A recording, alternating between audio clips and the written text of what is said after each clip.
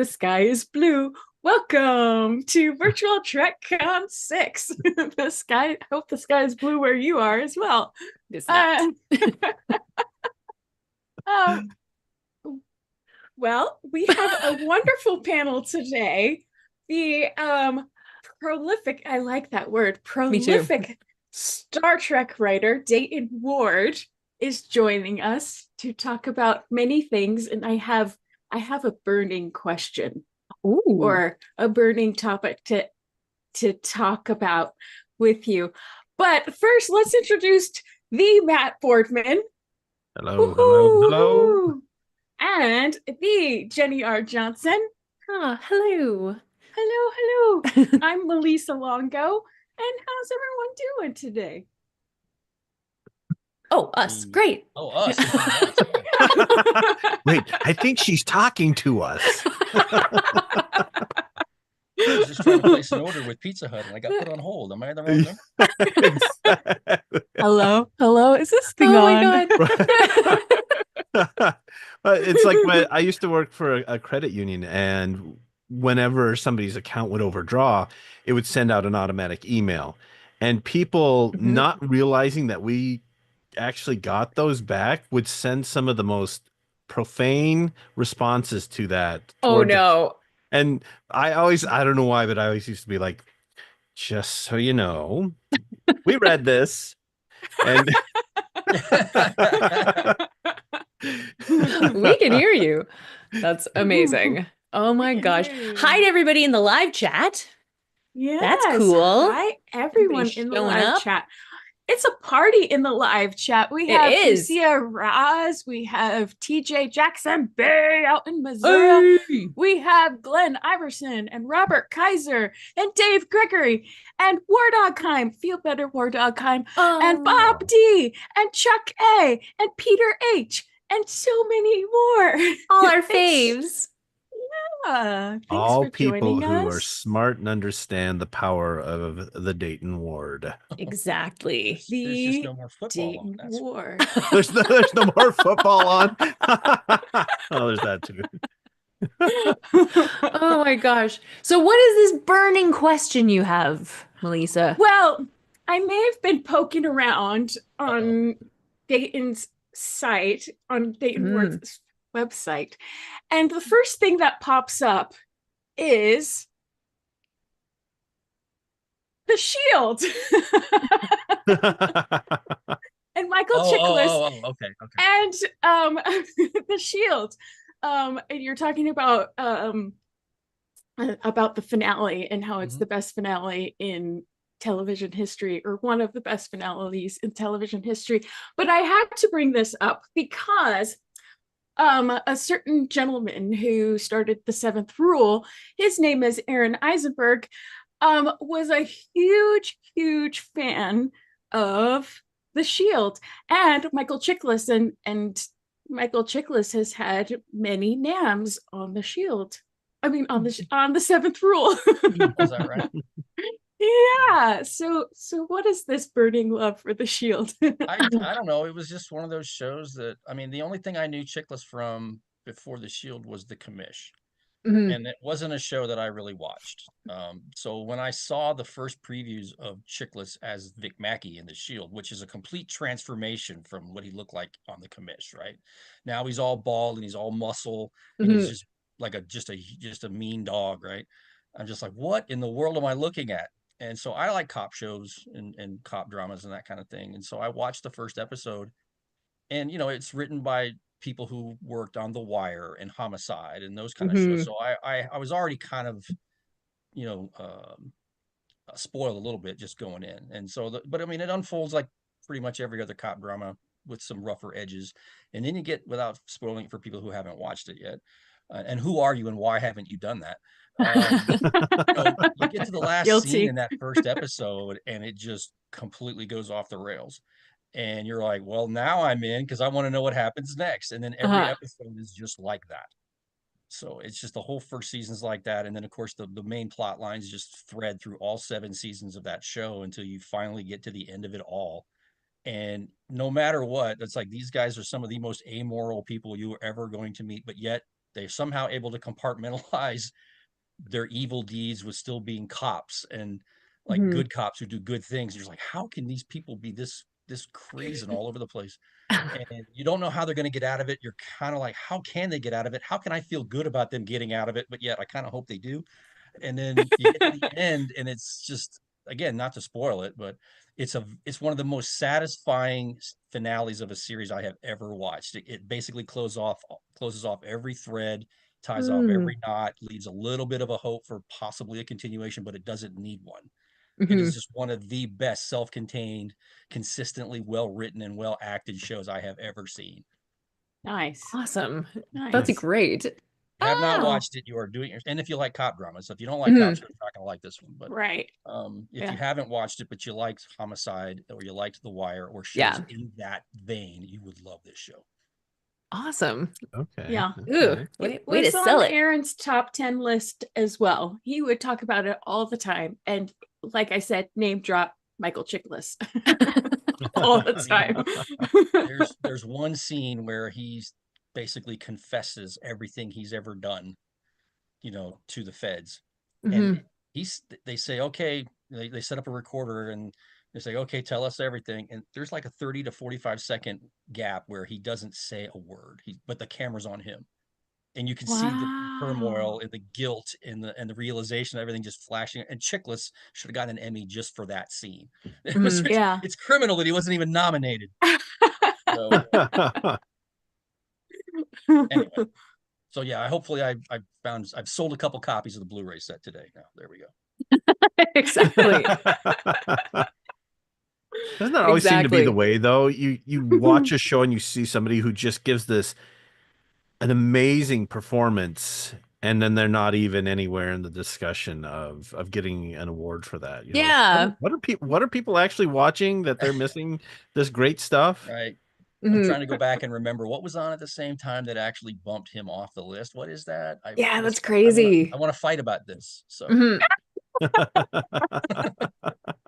So do you find like as a writer, are you able to step out of that when you're, watching shows or reading books or, are you able to like turn the writer brain off a little bit or like I used to work in a restaurant and when I go to restaurants, I can't help but see how all everything's the things, happening. You know what I mean? all the So things that go wrong. yeah, That's in the Um, pudding. Yeah, right? I don't know that I can turn it completely off. I'd be lying if I Yeah. said I could turn it completely off, but I can and do turn my brain off when I want to be I'm watching or reading to be entertained. Hmm. Or I'm just drawn into the narrative, whatever it is. Or if I'm listening, like I listen to a lot of audiobooks, so I Oh, find awesome. myself drawn in, like when I'm walking or driving or whatever, and I will literally circle the block because I want to finish the chapter or whatever. Hmm. So, uh, I don't. I mean, I tried. I mean, in the back, if it's not a particularly well done TV show, Right. look, then of course the writer brain kicks in because I'm trying to fix all the things that I think are wrong. Yeah. And even with the good stuff, I'm like, man, that was really good. How did that guy do that? Or Hmm. how did they do that? I want to do that myself. I want to try that myself. So Yeah. it's as much, it's not even critique. It's more like, can I learn something from this? That kind of thing. Hmm. I love that. That's awesome. So if you're listening to audiobooks, like what's your go-to genre? Are you Yeah. like I bounce all over the place. I read nice? a lot of mysteries and thrillers. I Hmm. listen to a lot of history, read a lot of history, particularly Ooh, military history. nice. And again, it just depends on what I'm in the mood for. I try to bounce all over the place so that I'm never bored. Hmm. If Mm. like I remember recounting this to somebody. I was listening to the first Jack Reacher novel Hmm. because I had never read the book, and that was the story that they based the first season of the TV show on. So I Right. wanted to read it. And I'd read a couple of Jack Reacher books over the years because I grabbed one at the airport or something, but Hmm. I'd never read the first one. And so as I'm listening to it, I could tell as the writer brain kicks in, this was not written with audio in mind. Oh, Mm. wow. So it's just very stilted. It comes across very stilted. It's a good story, but it comes across very stilted to your ear. Hmm. And I've had this conversation with other writers. Listening to audiobooks has I hope helped me improve my own writing because I find myself starting to structure things with the narrator in mind if I know there's going to be an audiobook version of my book. Oh, So I'm cool. Oh. like, how can I save the reader from, 27 75-word sentences in a row? Uh-huh. How can I vary the cadence? How can I cut away extraneous bits? Like, how can I get rid of all the different dialogue tags, like he said, she asked, he Hmm. replied, that kind of thing? How can I structure it so it sounds, there's more of a rhythm and a cadence to it, that the reader, the audiobook reader will be able to deal with better? So hopefully it's a learning. I mean, if you're a writer, you're always trying to come up with a different way to do things better. So Hmm. I tell my kids, because they ask me, what's it like? I'm like, it's like having homework every day for the rest of your life, and then you die.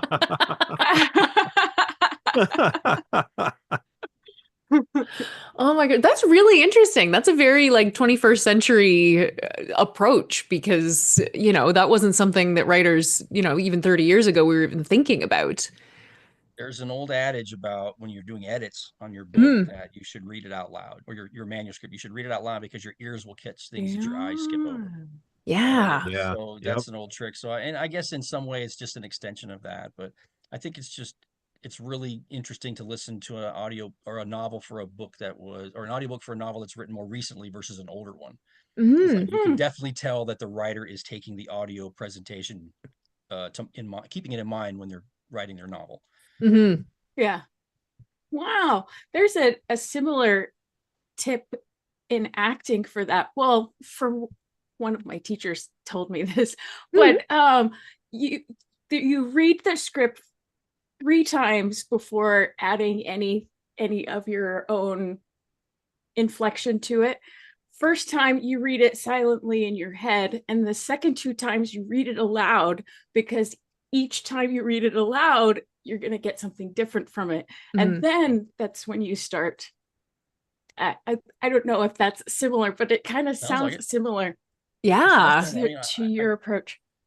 I wonder if that's more the case of if that's even more prevalent for actors on television series, where it's the writers writing for their character week after week after week, and so they're becoming Mhm. more familiar with that actor's mannerisms and how they talk and how they deliver dialogue, and so they're more fine tuning their own approach, and then the actor. So it's kind of a collaboration between the writer and the actor. Right.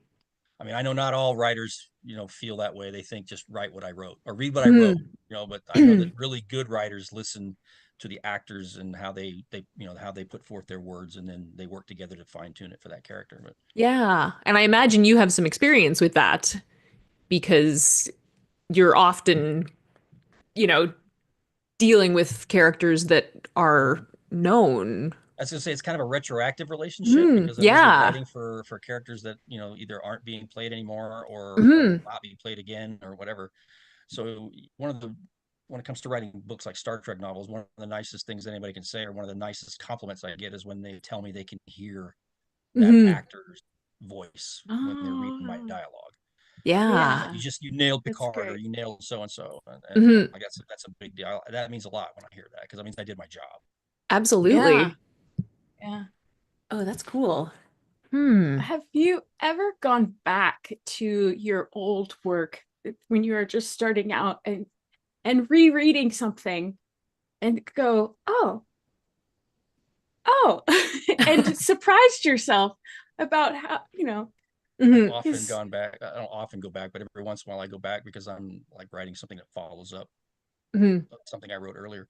And my first thought is often, I can't believe they published this crap. Or, or something like that. I understand that. I mean, not every yeah. time, but there's times when I also read back and go, man, I did all right with that one. Yeah. Yeah. I'm never fully satisfied with anything that I've written. I Hmm. always feel like I can do better. But yeah, there's times when I've gone back and went, well, wow, that was something. Those were words. my publisher must have been asleep that day. So, Oh, Oh oh my God. gosh. Hmm. A couple of shout outs in the live chat. Oh. Both the seventh rule and VTC are in the live chat. And Oh. Virtual TrekCon says it's so great having Dayton back for Virtual TrekCon. appreciate Yay! being invited back. I was Yeah. surprised, pleasantly surprised. I mean, you all have a lot of people on the slate. I looked at the whole schedule. I'm like, that's a lot of people, and I'm surprised that you were able to go that far down the roster. You know, like, oh, yeah, I got stuff. Yes, sir. I mean, it seems like there's, I mean, with all the Trek right now, with all of the Trek that's on and or been on recently, plus Legacy Trek, I don't even know how conventions can program for so many people anymore. Yeah, Yeah. absolutely. Absolutely. It's a continually growing family, it seems, Yeah. which is kind of awesome.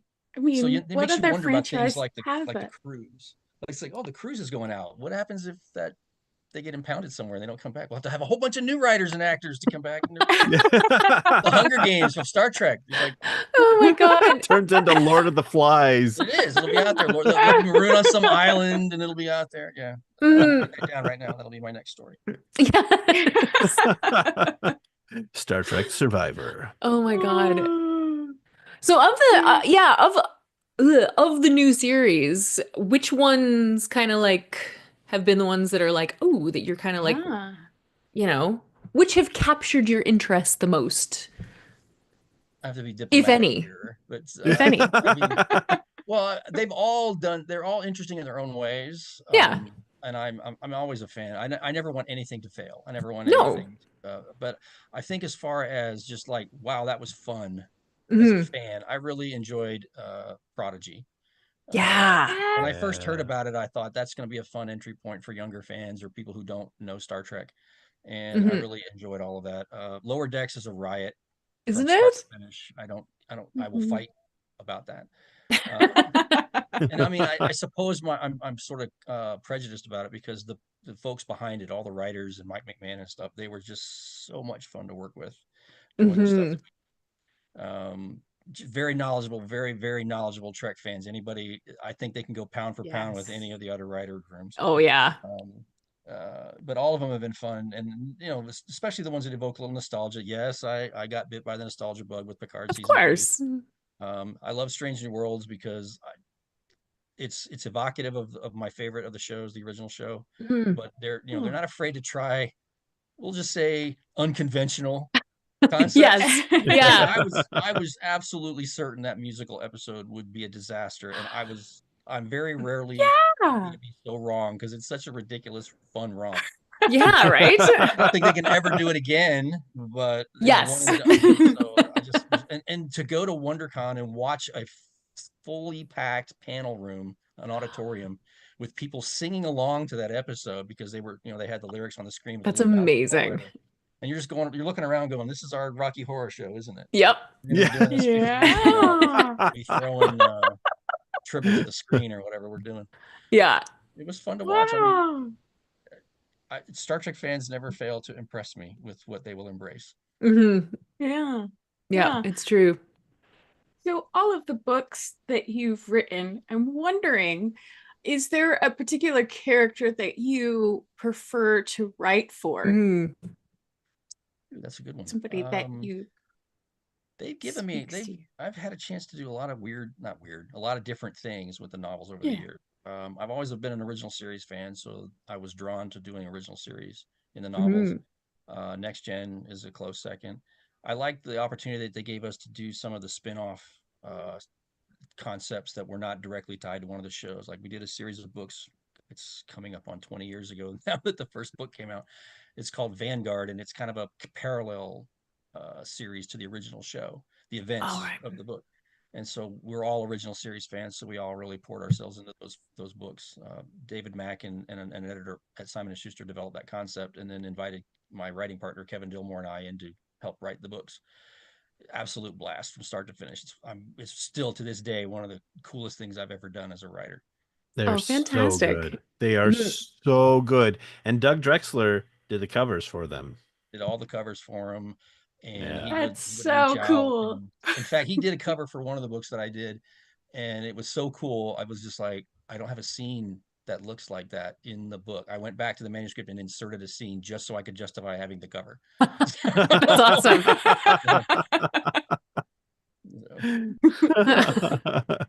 So give me 3 days. I'll come up with something. Yeah. Oh my gosh. So starting out with writing for Star Trek, writing Star Trek novels, are there any authors like sort of from the 80s and the 90s that you were particularly, that you sort of saw as like not mentors, but you know, that you appreciated their Yeah, work. That yeah. there's a long list of them because I was reading. I mean, I read them when I was a kid. I read the ones that the other company, Bantam, put out. Right, yeah. And then Pocket took over right Mhm. around the time the first film was released. And so that early run of novels, I would say probably the first decade or more of the novels. I mean, I read them pretty consistently. Mhm. So you know, you have like Ann Crispin, Vonda McIntyre, Howie Weinstein, all those old Michael Jan Friedman, who's you Oh know yeah. you know, and then you know folks like Peter David would kick in, and then Margaret Bonanno was a favorite of Mhm. mine. Yeah, There right. there was a lot of them, believe it or not. And then Mhm. I kind of drifted away. It was weird. I kind of drifted away from them in the early to mid 90s. I just started to kind of not read every single. I didn't make it a point to go get every single one. Right. And then that's about the time that you know, sites like America Online were popping up, and all these Trek fans were finding, you know, little communities to talk about books and comics, and that's how I met uh, uh, John Ordover, who at the time was editing the books for Pocket, one of the editors working at Mhm. Pocket Books for the books. And then they announced that Strange New Worlds writing contest. So that's kind of where that's basically how I got my start, was entering a story in that first contest. Yeah, that's Weird so ride it's cool. been. So Man. But not only did he get in on that first one, Mhm. wasn't it like the next two as well? yeah. Yeah. And not I had no intentions of being a novel writer when I did those stories. That was not my goal. I did not see myself as a writer, not of books. That's what real people do. And so it's just been a very weird ride this last well, I don't even want to say the number out loud. It's almost 25 years. So what was the goal? I was just doing it for fun. I wrote back when I was writing stories back in those days, it was just more of a creative outlet. I really didn't have any path to publication. I had no idea how to do it. I had Mhm. no what to do. I was just doing it for fun. I was writing stories for, you know, groups of friends that we were all part of, or little groups that we worked, like people I worked with online or people I worked with at work. I was making up, you know, caricatures of them and inserting them into Mhm. stories just for Oh, their nice. entertainment. Yep. And so when the thing came along, I'd written a couple of Star Trek stories just for fun, but I had Mhm. no idea what to do with them. And you know, how do you publish a Star Trek novel? I don't know how to do that. Yeah. And I never really thought about ever writing one. The first time I thought about writing one was after the second or the third story got picked. I was like, well, maybe there's a chance I could do this, but I don't know how to ask. I don't even know how to ask the question because I don't know Yeah. anything at this point. So, you know, they Right. spared me that embarrassment by offering me. He said, hey, I'd like you to write a Star Trek novel for me. What do you think about that? That's how I Nice. started. So Yeah. And what did you think about Right. that? Were you like, I kind of had to pick up my jaw off yeah, the floor, like, what are you talking about? And I had never written anything longer than a short story in my life. So I right. said, sure, that sounds like a great idea. What could possibly go wrong? Yeah. Um, that's, by the way, if anybody's in the chat room and they want to be a writer, whenever somebody offers you a writing job, you say yes, and then you figure out how to do it. Mhm. I like that idea. So Yes. Yeah. Yes. This is a theme, I think, for this weekend. Yes, and yes, yes, and Right? yes, yes, what can I and do? yes. And Yes. How can I do that? Yes. so after that first one, I mean, after the first one that I wrote, I still had no thoughts about, well, maybe this could be a regular thing. I just like, okay, I'm Mhm. getting one, and I didn't know anything about how it worked. So I wrote the first one, and then I started playing around with other writing projects, including an original science fiction novel. And then over time, I just started getting contacted on a increasingly regular basis from the editorial team at Simon and Schuster. Hey, we want to write this. We need somebody to write this. I Mhm. had Kevin, my writing partner, and I were teaming up on stuff, and so we were invited to write a few things. And the next thing I know, I'm in the starting lineup for writing Star Trek novels. And like I said, it's been a very weird ride. I know it can't last forever, but it's lasted longer than I certainly thought it would. So Well, I'm sure you guys know that after those three stories that he got published in the Strange New Worlds, Mhm. they started calling him the Chosen One. I did not know Ooh. that. Chosen one. Do you have a ring by any chance? I don't know. I don't have a ring or a Frodo. bracelet or a cape or any of that kind of stuff. Well, I might have a cape somewhere. Mhm. I knew it. I knew it. Doesn't everybody have a cape? I'm not weird. No capes. Oops. Oh So, man. of the books that you've written, which one is your favorite? That's like asking me to choose between my I kids. know. Like I know this. I know this is a completely unfair question. Like, But But the third one. doesn't Like, what? every parent have a favorite kid? I mean, right? I mean, really? there might be Just there might be kidding. days when I think about that. It's like Yeah. never my favorite. But no, I don't. It's hard to pick one because each one Yeah. has its own story about how it came to be and whatever I dealt with when I was writing the book. I do Mhm. love the Vanguard books that we did. I'm particularly proud of the ones I did where I pulled in. I did one several years ago called From History's Shadow, which combined a lot of elements from Star Trek and Mhm. from real history, including UFO lore and conspiracy theories and the space Ooh. program and that kind of thing. That was a lot of fun. They let me kind of go unhinged on that one. Mhm. I think I had a little too much fun with that one. And then they asked me to do a follow-up to it, and I had not written that book with a sequel in mind. I thought they're going Mhm. to let me get this out of my system and I'll never do it again. And then they asked me to do another one, and then I wrote the second one with an idea of a sequel. Like, okay, now I got the hook set. I can maybe get another one out of this. Mhm. And as things stand, it's like the project I'm working on now is starting to kind of pull into those same areas just as a matter of Hmm. course. I'm like, well, maybe I'm going to play with some of this again, and we'll find out. Oh, that's cool. Yes. What is this Oh, I new can't say anything now project? because it Ah. hasn't been Yeah. announced. I'm plotting and I'm laying out ideas. I'm like, wait a minute, I could take that from over here that I haven't Mm. followed up on. It's been a while. Keep trying to get spoilers. Nami I didn't give know it. any I know, right? I spoilers know. away. Those You're those not giving infamous three spoilers letters keep away. coming up. NDA. NDA. Yep. Yes. NDA. I have more NDAs active right now than I have fingers. That's exciting. Fun. I mean, it's a heck of a way to earn a living. I'll tell you that. Absolutely. Uh, Wow. There are days that I'm just like, all right, who's what? I have an NDA from each of the shows and the production company and Paramount and this and that. It's like, okay. Wow. And it's really fun when you're sitting there with all your NDAs, like Uno cards, and one of the actors goes on stage and drops a huge spoiler for something they're not supposed to be talking about at a Yeah. convention. Yeah. It's like, Oops. oh, okay, there's another one that we didn't spoil. Mm-hmm. It's always fun. I'm the guy in the meeting who keeps track of everything. Yeah. Yeah. Number of spoilers by the authors, 0. Number of Mm-hmm. spoilers by the actors, all of them. All of them. Yeah. Well, that one goes up on the scoreboard again. Yeah. Do you find as you're reading through all the stuff that passes your way to kind of review, is there anything that you like maybe take inspiration from that you're reading? You're like, oh wait, that was really good. And is there anything that you're kind of like, oh yeah, that's a road I should not go down? I don't read it with that in mind. I mean, there's times when I read something, and it's happened a few times very, very recently where I've read something. I'm like, man, that is a hell of a thing. you know, Mm-hmm. I read stuff and I'm just like, wow, okay, that was a ride. I can't wait to see this in its finished form. And then there's times when I read something I'm like, wow, I need to go get my drink refilled. Um, those projects don't end up coming to fruition, but Mm-hmm. it is fun. There's so many talented people working for this franchise in one way or another, whether they're working on the shows or they're working on some product somewhere.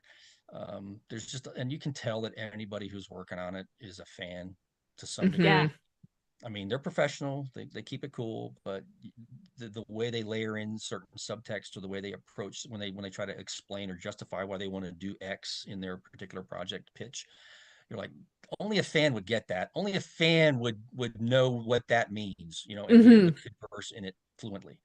Yeah. So Yeah. it's just fun. It's fun to work with these people Mm. in the different corners of the franchise. Yeah. So Mm. if I take anything from that, it's like, okay, we're all having fun. This is a fun job. I really dig this. So I come away a little energized. Oh, that's fantastic. Nice. That's Yeah. really important when you're doing creative work to actually get Does just lead to kind of some fun and surreal conversations. Like there was an extended conversation at one point about what Cardassian feet might look like.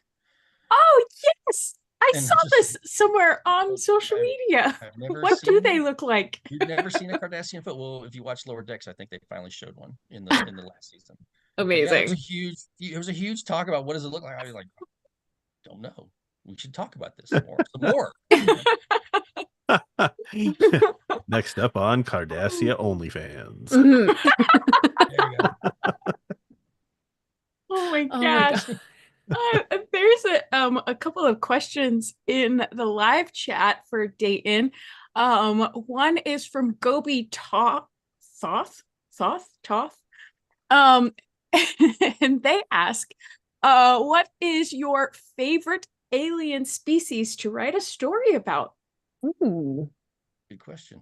It is a good I don't know question. that I have a particular favorite. It's weird. Mm. Um, they all have their quirks. Yeah. Yeah. Um, I don't know if I'd call him an alien, but I really have always been fascinated by the whole concept of the people who gave us Gary Seven and Roberto, Mm. the people who are pulling those strings. Mhm. And even though we don't really know a whole lot about them, of course, the more recent shows have taken the step of connecting that organization or that group of individuals with the travelers. Hmm.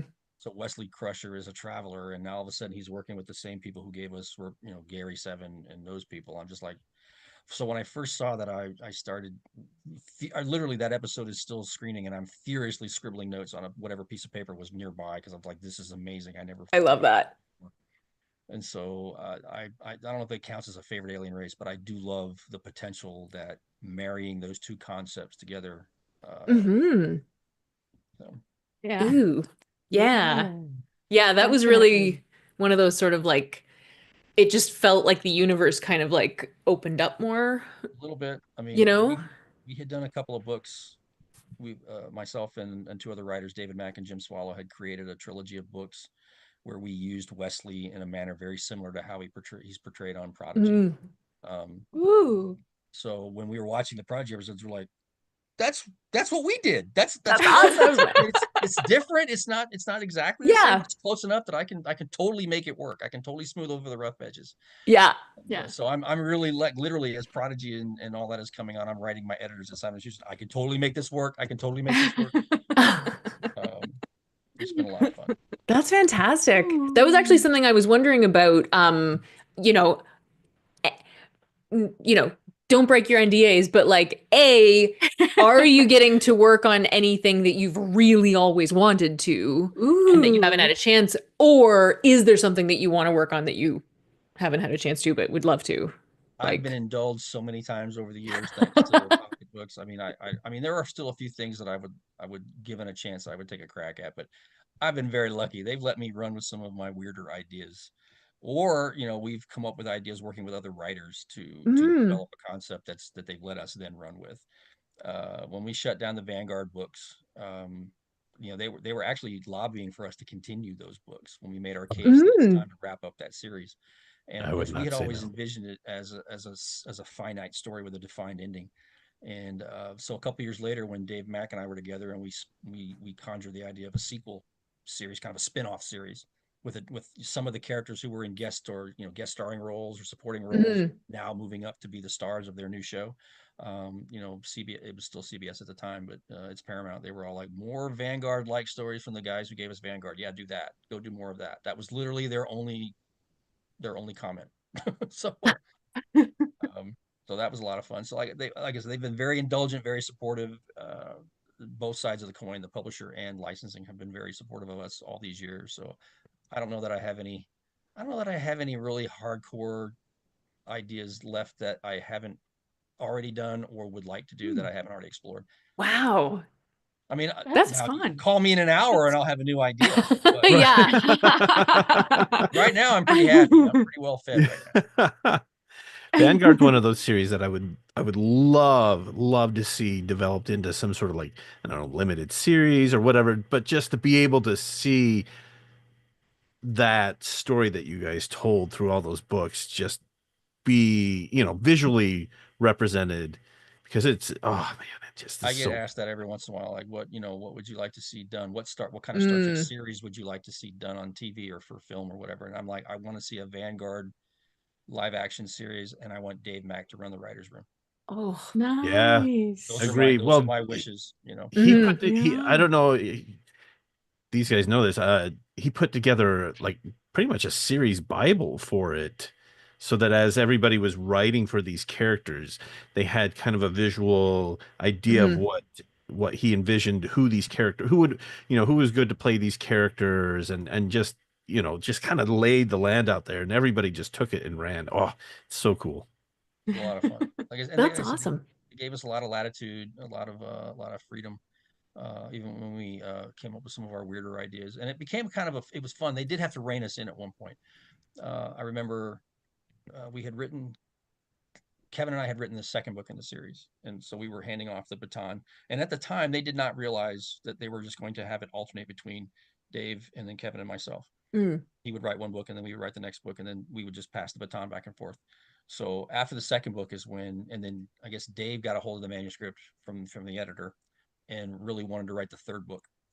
And so I guess at that point it just became, well, let's just make this a tandem. So then Dave wrote the third book, Reap the Whirlwind, and he laid in a plot thread that ended that book. And so as I'm reading the manuscript, I send him an email. I go, so what do you want us to do with this thing that you left hanging, in book 3? And he's like, I don't know. I just threw it in to see what you do with it. That's So awesome. it became a little bit of one-upmanship. It's like, okay, I'm going to take what you gave me and I'm going to double down. And so I came back and batted the ball. Kevin and I batted the ball back the other way in the fourth book. And then so at that point, the editor's like, okay, calm down, children. But so it was kind of fun there for a while. Oh, that's amazing. I'll do you Yes, one better than and Brian again. Gamora. Yes, and yeah. Oh, I see what you want to do. I see how you want to play. Okay, well, eat this. And then, Yeah. Yes, And the editor's like, actually, yeah, the actually, editor's let's like, just Truly. children to your class. There are a couple more questions Oh, from super. the live chat. Chuck A asks, are you still going to conventions? I do. I just don't get to as many as some of the other writers. Mm. It's from where I'm at, all the conventions are on the coasts or on ships or whatever, and so or overseas. So I don't tend to get to the bigger shows like San Diego or New York.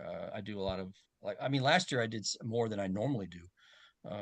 I'm not opposed to them. There's just I still work full time, so it's hard to fit them in. But I love going to conventions. It's just a matter of the logistics involved. For sure. Yes, and then another one is from Strange New Words. That's fun. Will Dayton write any more Trek comics? What? I don't know that I see myself writing any Trek comics in the near future. Mostly because I work with the folks who do make the Trek comics, and so I'm kind of in a review and what do you call it? Review and consent, advise and consent capacity with the Trek comics. So I don't really see myself participating in any of that as long as I'm still doing it from this side of the table. Oh, cool. I mean, we have a great working relationship with the IDW folks, Heather Antos and her team, and all of the writers. Table. It's a very, very talented group of creators, and it's just fun to watch it all come across my desk because we get to see everything from concept to the finished book, and it's just they're pound for pound, they're just good creators and great Star Trek fans. So that's great. Awesome. That's really great.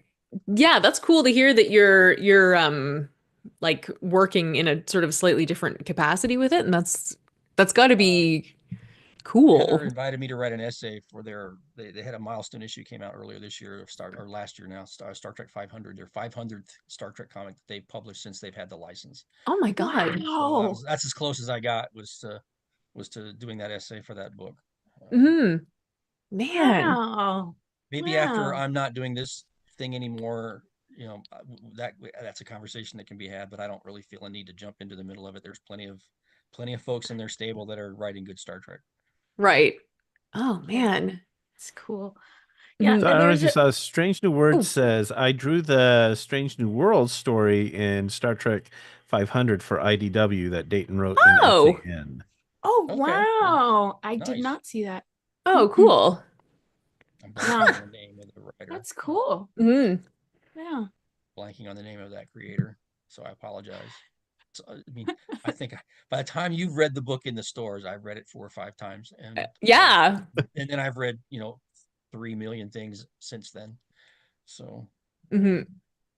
Yeah. Well, there's one more question that's a little off topic, but our friend War Dog Heim, Bill Erickson out in Hey. Montana, asks, when are you going to come to Montana and go ice fishing with him? I've never been to Montana, so that's a cool idea. I have never.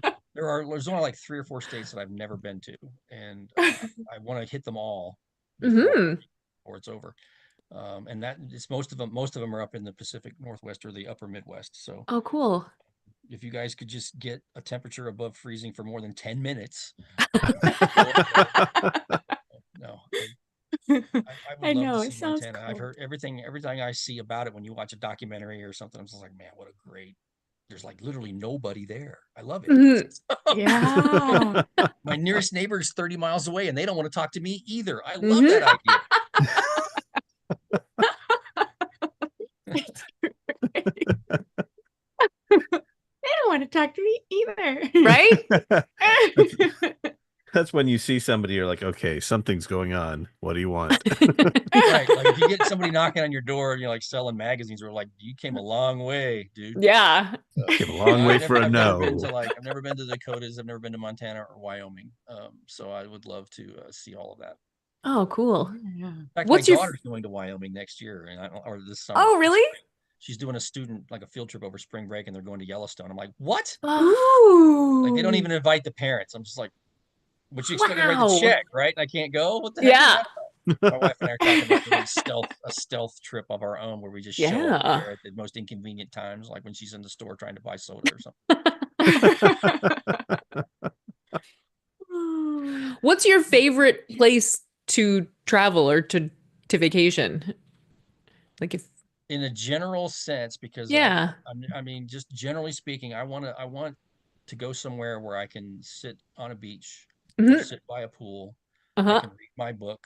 I'm not on a schedule. There are no activities periods. Yeah. I just kind of put my hand up at random intervals throughout the day, and somebody puts a drink in it. That's Mhm. Oh, that is my Risa. You're saying ideal. Risa. So it can be a lake. It can be a lake in the Right. mountains. Yeah. It can be a beach. It can be a pool. I don't care. I just want to go somewhere and not have to do anything or be Mhm. on a schedule or bother anybody, or just Mhm. want to be.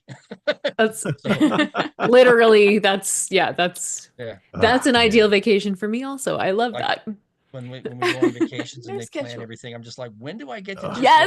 relax? Yeah. Yeah. Yes. Oh my gosh. I had an uncle who was like that. Mhm. I didn't go on this trip, but they went to New York City with my parents and some of my siblings, and they're sending me these pictures, and they're like, "Oh, well, Richard had a schedule for every day," and I was like, Oh. "That's gross. Why? I It's Oh know. not a no. No. vacation."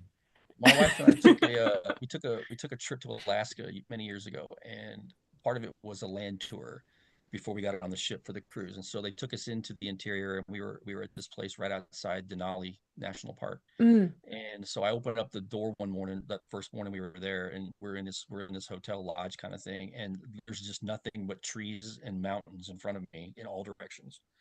And I'm just sitting there drinking, hot chocolate or whatever I was drinking that morning because I don't do coffee.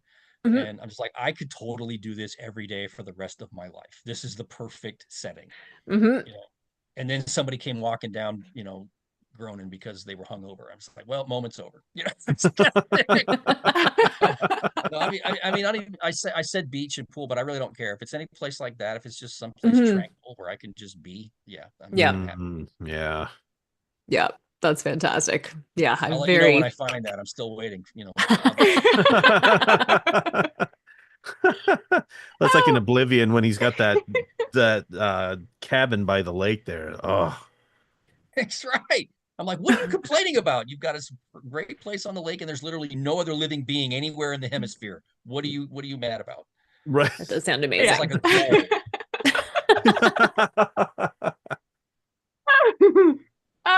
Gopi Chalk says something pretty funny here. They said Dayton should do a Star Trek spoof with Spork as the lead, Spork, and Shat as the ensign. I'd love to It see was very Captain Sulu specific. Yes, That is Captain very Sulu specific. giving orders to Ensign Kirk. Oh my. Like this is a very specific pitch that might be coming over the transom. Like I'm also like I- I'm scared to check my email now. Yeah. Wait a minute, that's the one that guy was I- talking about. I do love Wait, a good that's Star part of Trek the spoof, which is why I yeah. love things like Galaxy Quest and the Orville. I love. Yeah. I mean, I don't know if I go so far as to call Orville a spoof, but it's definitely a take on Star Trek. Yeah. Mhm. Yeah, I mean, it absolutely. started A fun out take, as a on Star spoof. Trek. Mhm. I But think I then, was it the second season? Was it where they had a pretty serious end to the second season? Like the robots were fighting back against them and threatening Earth and the Alliance and everything. yeah. And so Yeah. I mean, this was at the height of Star Trek fan angst online. So Mhm. I wrote a parody of fan angst about the Orville. Like I can't believe that those of us who have been with this from the very beginning have been sold out for the action adventure quotient, whatever. It was basically just a parody of what I've read Uh-huh. about Star Trek over the years. And I wrote, and the people who follow me on Facebook know I was spoofing that, but somebody shared that to an Orville group Oh no. and they completely lost their minds. And I'm just like, they don't know me, do they? I'm all about the dry delivery and just wait and see what happens. And like most people on my Facebook followers, they got it, but the Mhm. Orville group did not take it very Oh well. no. Oh, no. Dayton likes to stir. He I likes wanted to to rile Trek stir. fans and I riled Orville Oh. fans. Whoops. It's always so fun. Whoops. So I guess that leaves the are there any Orville books question out. Question. I don't know. I mean, I've never heard. I mean, there was the one. Seth MacFarlane did write a novella himself. He wrote Oh, I a didn't realize. novella.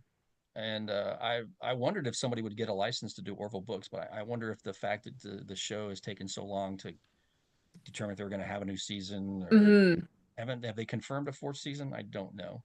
They I have. think they have. I don't There know was if it's been officially kind of. confirmed. It's like you have actors saying things that are like, "Oh yeah, for sure," but Oh it's yeah. like I don't Yeah. I don't think there's been an official announcement from the studio saying, I didn't think I'd heard one.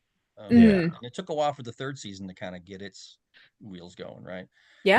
Yeah. there's definitely been a gap, and I mean, I would love to see more of it. I mean, do I think it's Star Trek? I mean, it is. It definitely has influenced. It's Mhm. been influenced by Star Trek, but it's more like a love letter to the kind of science fiction that Seth MacFarlane watched growing up. Right. And Yeah. I'm totally fine with that. It was. I mean, interesting to watch the show mature from season to season. Mhm. Yeah. Yeah, he's finally found his footing, or he's got his wheels under him, or whatever. And it's so I'm if there is a fourth season, I'm very interested to see who takes it. Mhm. So what would Yeah. you like to see in the future of Star Trek? Right. Wow, there's just I don't, every time I think they'll never do that. Yeah. I mean, nobody. Those of us who were writing the novels for Simon and Schuster all those years, we were like, well, of course they're going to give us free reign with all these characters. They're never going to revisit Picard in the next generation. Right. What? So we were all pulled back, like, well, I'm never going to say never, because Yeah. any character from any show in any capacity is ripe for revisiting now. Mhm. So it really is. It does provide, or it does present several challenges for folks who want to pick like a particular character out of the canon and spin a new story. I'm just like, I don't know, because Secret Hideout basically has all the cards now, and Right. I never thought I would see another Picard series, but and here we are. Let alone all these other references to characters like Lower Decks really just Oh have a yeah. scattershot approach to that. It's like, well, we'll never see. Well, there they are. We'll Yeah. never see. There they are. You know. Giant Spock skeleton? Check. As far as what I would see next, I would like to see. I mean, we're going to get Academy next year, which is going to continue to explore that time frame way out in the far future. But Yeah. what's interesting to me is when Discovery made that time jump. There's these 700-800 years gap in Star Trek history Mhm. now, and I'm like, if I'm a tie-in writer, I want to write books set somewhere in the middle of all of that. Yeah.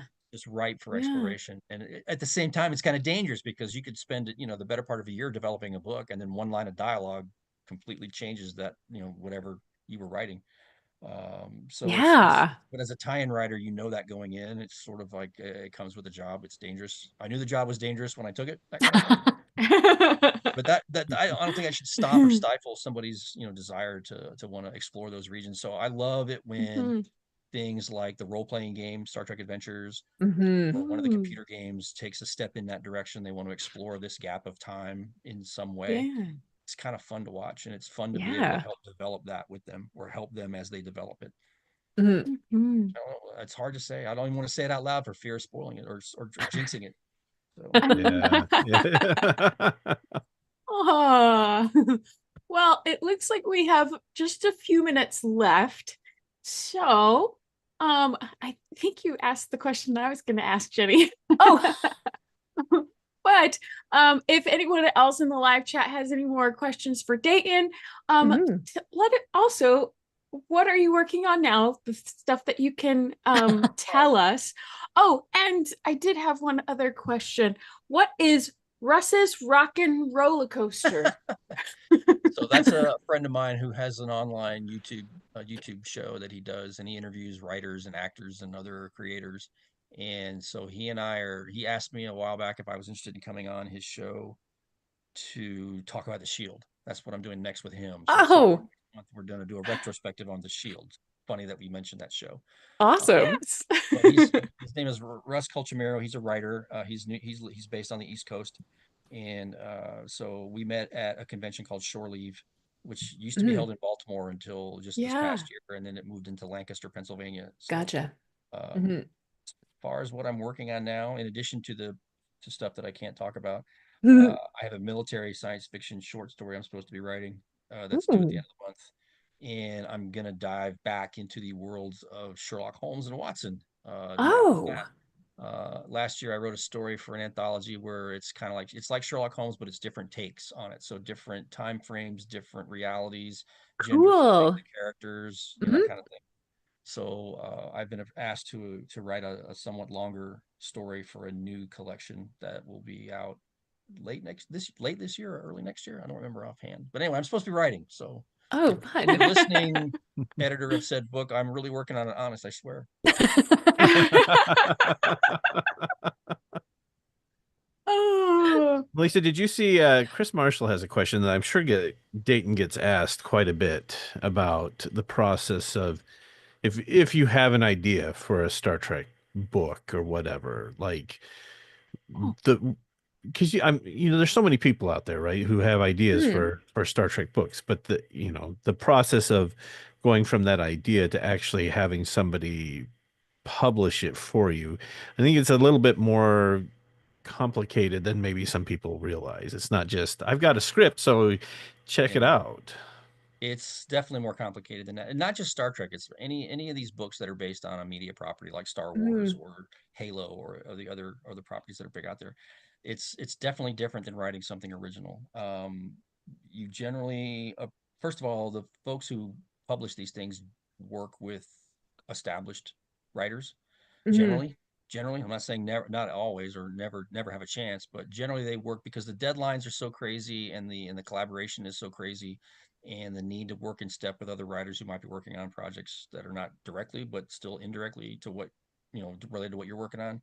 There's a lot of coordination, a lot of tap dancing. The schedules are ridiculous, and the approvals process is much more complicated because not only do you have the publisher, but you have the studio, their Right. licensing team, and if it's an active property, Mhm. then it could actually go up all the way to the people who are making whatever it is you're tying into. So like if I wanted to write a Strange New Worlds novel, for example, Right. um, not only does it go through Simon and Schuster and the people at Paramount Licensing, but it also goes to Secret Hideout for Mhm. approval. And so they can, so that's three levels of approval versus one if you're trying to do an original book.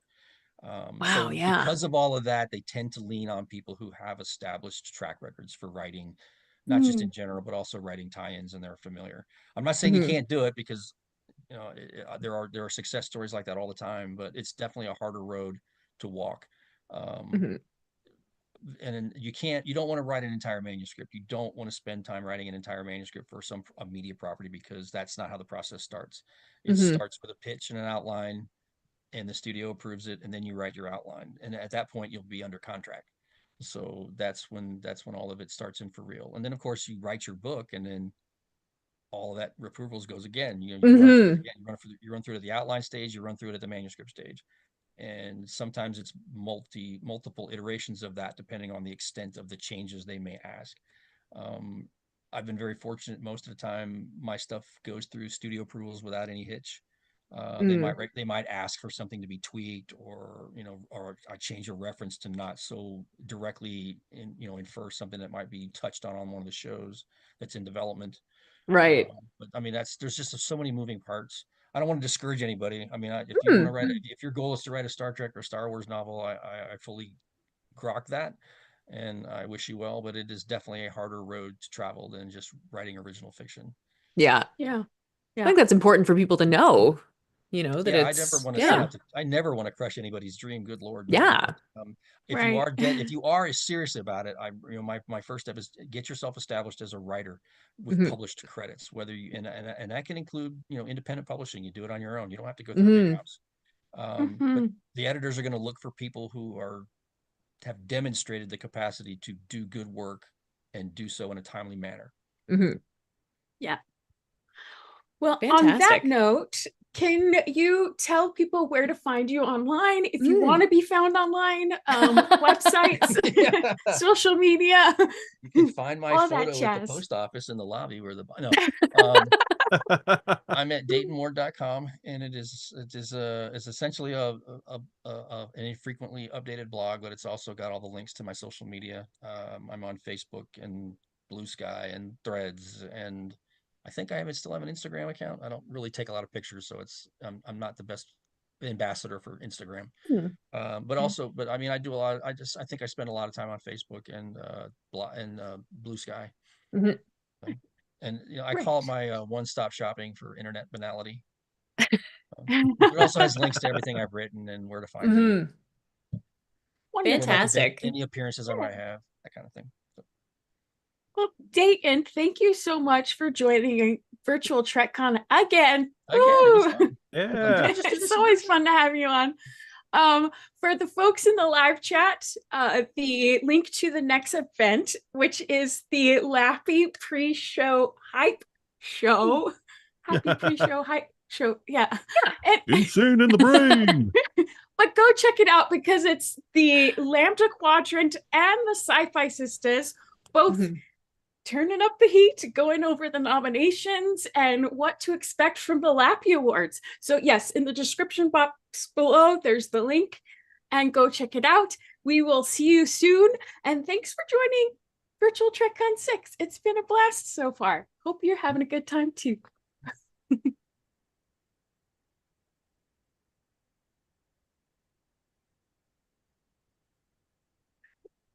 I think Waiting for the all clear. Are we clear yet?